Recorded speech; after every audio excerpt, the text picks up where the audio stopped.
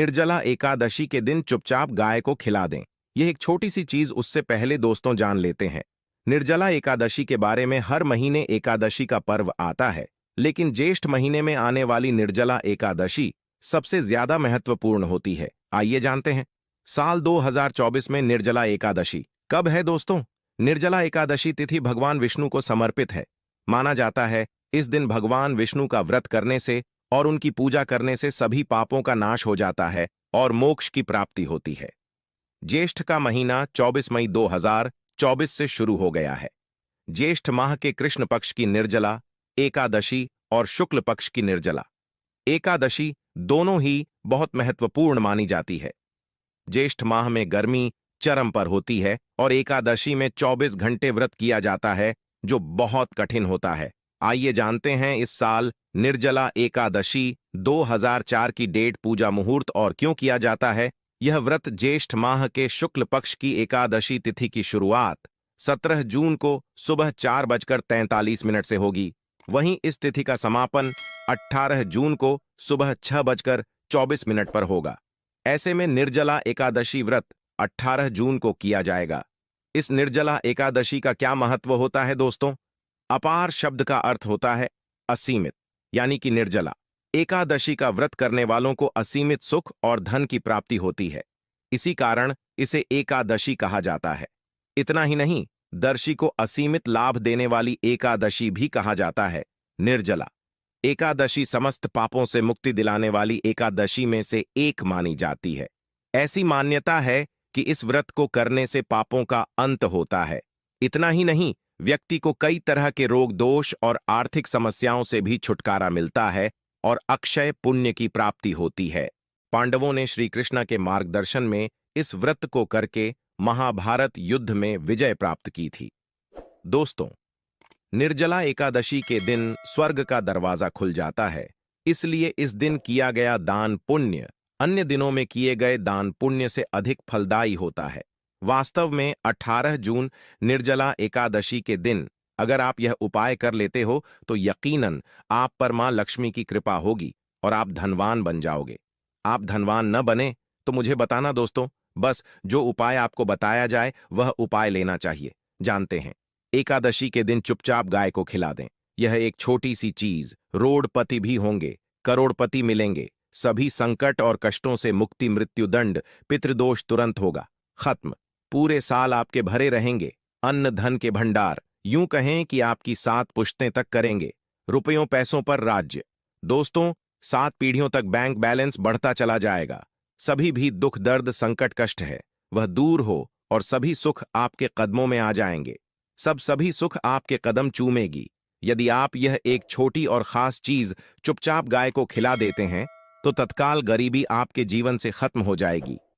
यूं कहे व्यक्ति रंक से राजा बन जाता है और 33 कोटि देवी देवताओं को धारण करने वाली गौमाता की भी कृपा व्यक्ति पर आजीवन बरसती है।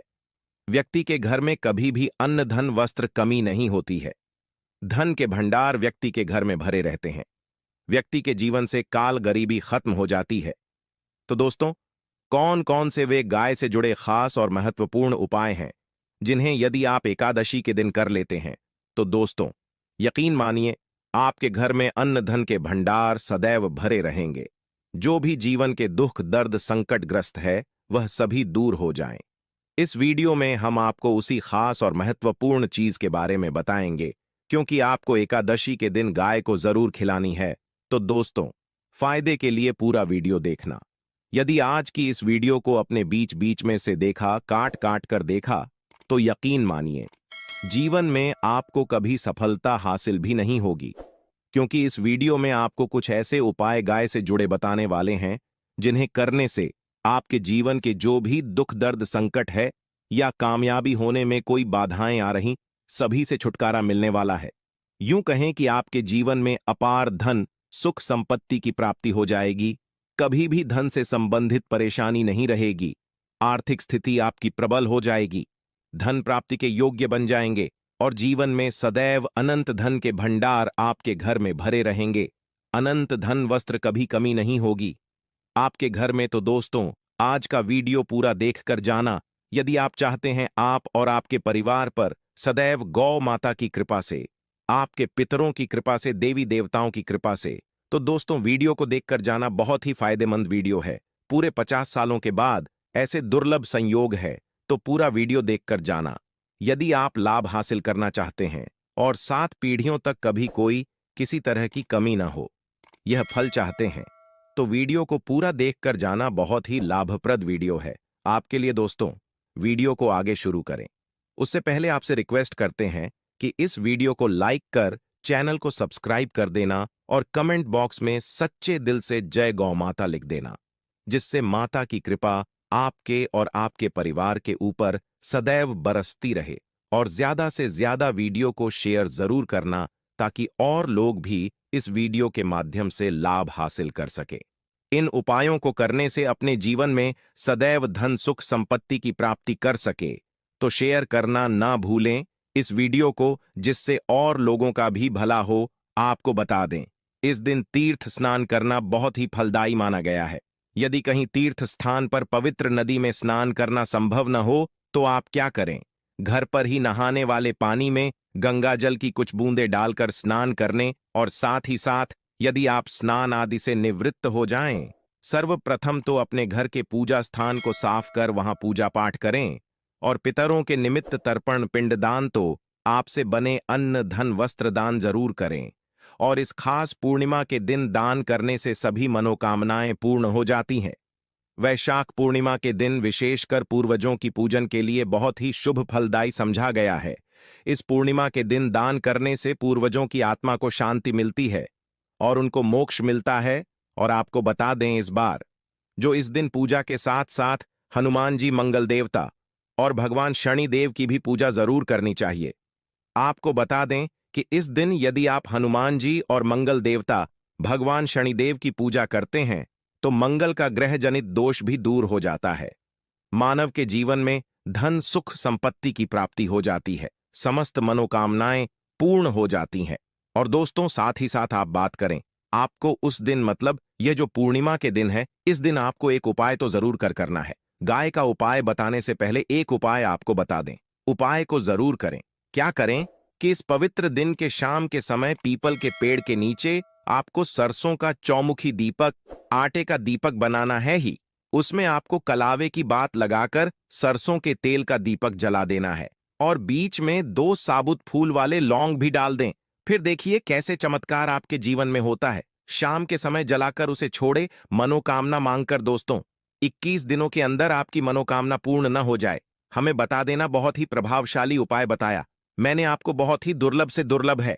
इस बार नए वर्ष को उपाय को जरूर करें। यह उपाय जो है बहुत ही आपको लाभ देगा।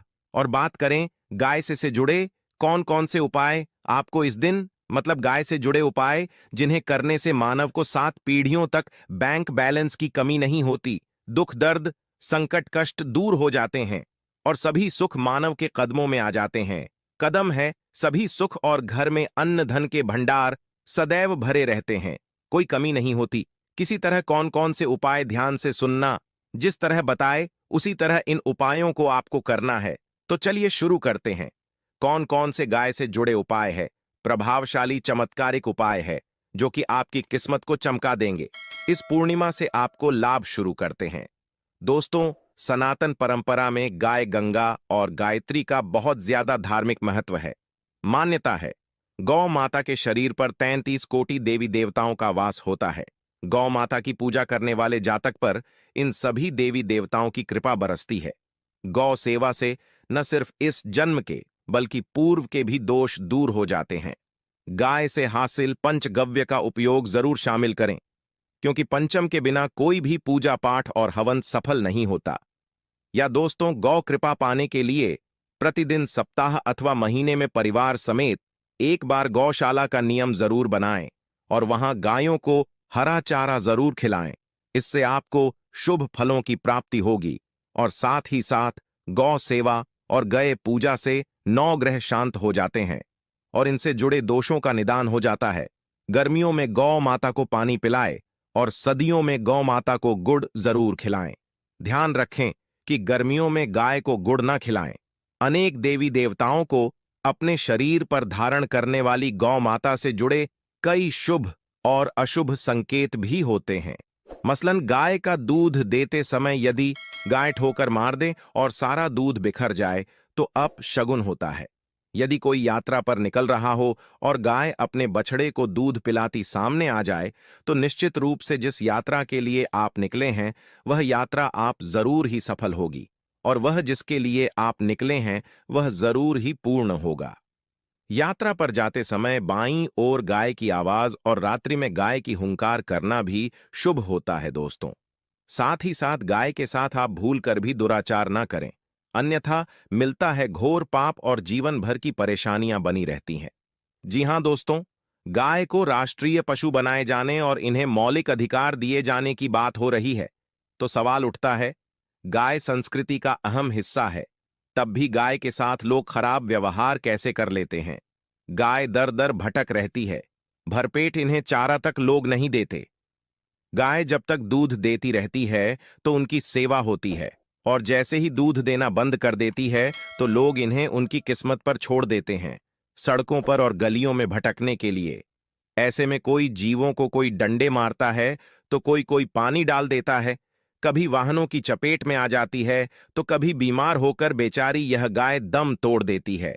ऐसे में जरूरत है इन बातों को जानने की लेकर शास्त्रों में क्या कहा गया है, गाय के साथ आपको कैसा व्यवहार करना चाहिए। दोस्तों, गाय को कभी भी मारना पिटना नहीं चाहिए। शास्त्रों में गाय को माता का दर्जा दिया गया है। गाय को मारने वाला माता को मारने पीटने वाले के समान पाप का भाग्य समझा जाता है। नरक लोक में वर्षों तक कष्ट भोगना पड़ता है, अगले जन्म पशु योनि में मिलता है। कथा है कि गौतम मुनि ने गलती से गाय को डंडा मार दिया था, इससे गाय की मृत्यु हो गई थी और इस पाप से मुक्ति के इन्हें वर्षों तक तपस्या करनी पड़ी। भगवान श्री कृष्ण जी ने बैल स्वरूप में आए वृद्धाश्रम का वध कर दिया था, जिससे मुक्ति के लिए भगवान श्री कृष्ण को संपूर्ण तीर्थों को एक कुंड में बुलाना पड़ा और इस कुंड में स्नान से वह पाप मुक्त हो गए थे। दोस्तों, साथ ही साथ पानी पी रही गाय को गाते हैं, वे घोर पाप के भागी बनकर नर्क भोगते हैं। ऐसा पुराणों में बताया गया है, जबकि जो लोग गाय के लिए प्याऊ चार बनवाते हैं वह माह भाग्यवान होते हैं। ऐसे लोग घोर पाप से मुक्त होकर स्वर्ग पाए जाते हैं और बड़े ही धनवान कुल में जन्म लेकर सुख भोगते हैं और साथ ही साथ आराम कर रही गाय को कष्ट देकर कभी भी उठाना नहीं चाहिए। कहते हैं कि जिस स्थान पर गाय बैठी है वहां से नकारात्मक ऊर्जा खत्म हो जाती है। गाय के बैठने की जगह को जो लोग नियमित साफ रखते हैं वह जन्म में किए गए जाने अनजाने में पाप मुक्ति हो जाती है और गोलोक में स्थान पाते हैं। गाय को डंडा मारकर उठाना, पानी डालकर उठाने से मनुष्य पाप का भागी बनता है और अगले जन्म में उसे दर दर भटकना पड़ता है। और साथ ही साथ शास्त्रों में बताया गया है कि गाय का दूध उसके बछड़े के लिए होता है।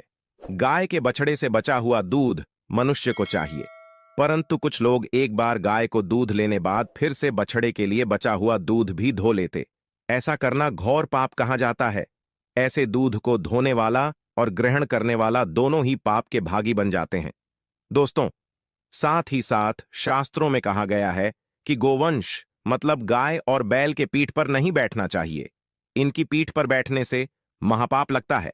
ऐसे लोगों को नरक की यातना भोगनी पड़ती है। एकमात्र देव के अंश के उत्पन्न नंदी ही गोवंश है, जिस पर स्वयं महादेव और महादेवी करती है, क्योंकि नंदी ने स्वयं अपनी इच्छा से महादेवी की सवारी बनना स्वीकार किया था। और साथ ही साथ शास्त्रों में गाय के दान को बहुत ही महत्व दिया गया है, परंतु ऐसी गाय का दान कभी नहीं करना चाहिए जो बूढ़े और बीमार हो।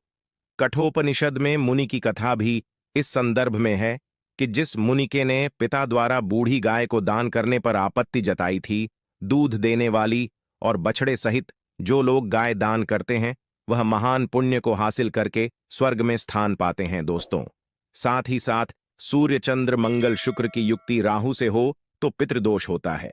यह भी मान्यता है कि सूर्य का संबंध पिता से एवं मंगल का संबंध होने के कारण सूर्य यदि शनि राहु या केतु के साथ स्थित हो या दृष्टि संबंधी हो तथा मंगल की युति राहु या केतु से हो तो पितृदोष होता है। इस दोष से जीवन संघर्षमय बन जाता है। यदि पितृदोष हो तो गाय को प्रतिदिन या किसी भी पूर्णिमा दिन या किसी भी खास दिन पर रोटी गुड़ चारा खिलाने से पितृदोष खत्म जाता है। साथ ही साथ गाय की पीठ पर जो कूबड़ बना होता है वह बृहस्पति गुरु है। अतः जन्मपत्री में यदि बृहस्पति अपनी नीच राशि मकर में हो या अशुभ शिवलिंग में जा रहे हों और सामने से गौ माता आती हुई दिखाई दे तो गौ माता को अपनी दाहिनी ओर जाने देना चाहिए। आपकी यात्रा जरूर ही सफल होगी और जिस घर में गाय होती है उसमें दोष स्वतः ही खत्म हो जाता है। और साथ ही साथ आपको बता दें कि गाय को आप भी रोटी बनाएं, प्रतिदिन ताजी रोटी ही बनाएं। गाय को अगर आपने रोटी बनाई है तो कोशिश करें कि उस रोटी को आप तुरंत ही गाय को दे दें। अगर आप उस रोटी को रख देंगे और उस रोटी को अगले दिन दे देंगे तो वह रोटी बासी मानी जाएगी। गाय को कभी भी बासी रोटी न दें, इससे घर में नकारात्मक ऊर्जा वास करती है और जो भी काम आपके बनने वाले होंगे वह काम भी आप बिल्कुल भी नहीं बनेंगे।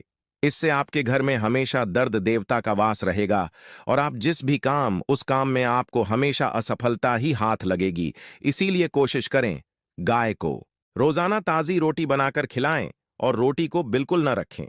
बासी रोटी गाय को न दें और साथ ही साथ सड़ी गली चीजें गाय को नहीं खिलानी चाहिए। घर में कोई फल है, कोई सब्जी है, सड़ जाए तो लोग क्या करते हैं, गाय को देते हैं, नहीं ऐसा चाहिए। ऐसा करने से यदि आप गाय को खिलाते हैं तो उल्टा आप पाप भागी बन जाते हैं। आप बिल्कुल सड़ी गली चीजें गाय को खिलाएं और साथ ही साथ इस खास पवित्र दिन पर आटे की 5 लोहियां बनाकर उनके ऊपर हल्दी लगाई, इसके बाद को खिलाएं।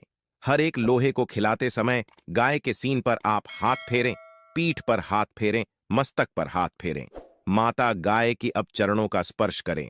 दोस्तों, ऐसा करने से आपके समस्त काम बनने लगेंगे। जो दुख का समय चल रहा है वह भी खत्म होगा।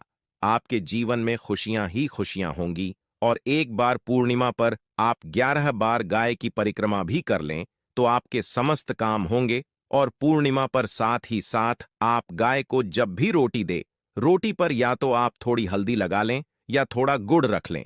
अगर गुड़ ना हो तो आप थोड़ा भी रख सकते हैं। दोस्तों, गाय को कभी भी सूखी रोटी ना खिलाएं। सूखी का मतलब गाय को जो भी रोटी खिलाए उस पर कुछ ना कुछ रखकर खिलाएं। हल्दी ले, गुड़ रख ले, मिश्री घी या जो भी रख ले, मतलब खाली नहीं।